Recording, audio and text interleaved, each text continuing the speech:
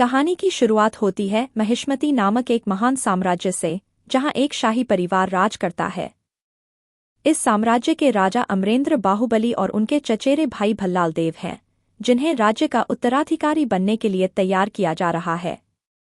महिष्मती साम्राज्य में राजा बनने की प्रक्रिया के दौरान रानी शिवगामी, जो कि राज्य की वास्तविक शासिका है, दोनों राजकुमारों को कठिन परीक्षाओं से गुजरने का आदेश देती हैं।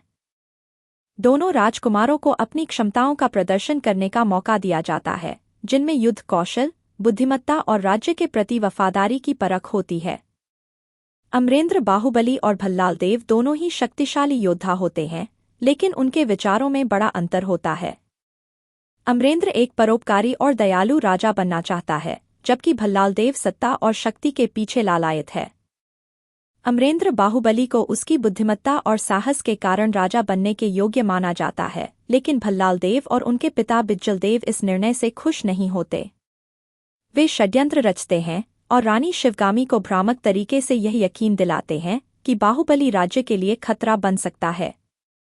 इस वजह से शिवगामी अंततः भल्लाल देव को राजा घोषित करती हैं और अमरेंद्र को सेना का प्रमुख बना देती हैं।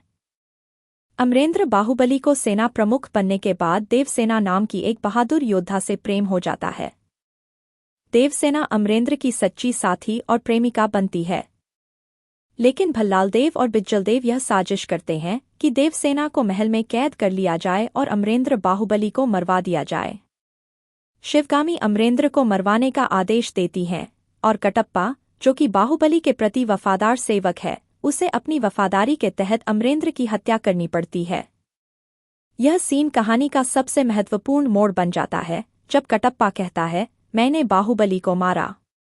यहीं पर कहानी का पहला हिस्सा खत्म होता है। कहानी का दूसरा हिस्सा, जिसमें अमरेंद्र बाहुबली का बेटा महेंद्र बाहुबली, जिसे शिवुडू नाम से जाना जाता है, अपने असली विरासत के बारे में जानता है।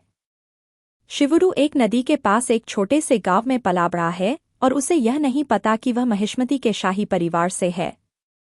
उसे बचपन से ही ऊंचाइयों पर चढ़ने और पर्वतारोहण का शौक होता है, जिसके कारण वह अक्सर गांव के ऊपर स्थित जलप्रपात पर चढ़ने की कोशिश करता है। एक दिन जब शिवुडू जलप्रपात पर चढ़ता है, तो वह ऊपर एक रहस्यमय महिला की मूर्ति देखता है। यह महिला अवंतिका है, जो कि महिष्मती साम्राज्य के खिलाफ विद्रोह करने वाले समूह की एक योद्धा है। शिवुडू अवंतिका से प्रेम कर बैठता है और उसके साथ देवसेना को भल्लाल देव के कैद से छुड़ाने की यात्रा पर निकलता है। जब शिवुडू महिष्मती पहुंचता है, तो उसे धीरे धीरे यह एहसास होता है कि वह असल में महेंद्र बाहुबली है, अमरेंद्र बाहुबली का बेटा। वह अपने पिता की मौत का बदला लेने और अपने राज्य को भल्लाल देव की क्रूरता से मुक्त करने का प्रण करता है। महेंद्र बाहुबली के सामने अब एक बड़ी चुनौती है, भल्लाल देव को हराना और महिष्मती के सिंहासन को पुनः प्राप्त करना। इस दौरान कटप्पा महेंद्र बाहुबली को सच्चाई बताता है कि कैसे उसने अमरेंद्र बाहुबली की हत्या की थी।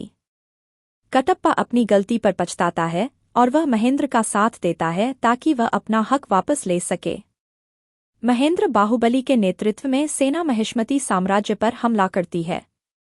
एक भयंकर युद्ध होता है, जिसमें महेंद्र अपनी शक्ति और साहस से भल्लाल देव को हराने में सफल होता है। भल्लाल देव को उसके ही पापों की सजा मिलती है और उसे आग में जलाकर मार दिया जाता है।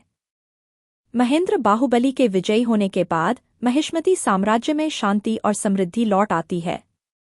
देवसेना, जो इतने सालों तक कैद में रही थी, अब आज़ाद हो जाती है और अपने बेटे के साथ राज्य की रानी बनती है। महेंद्र और अवंतिका का प्यार भी सफल होता है और दोनों एक साथ मिलकर राज्य की भलाई के लिए काम करते हैं। महिष्मती साम्राज्य को उसका सही राजा मिल जाता है और न्याय की जीत होती है।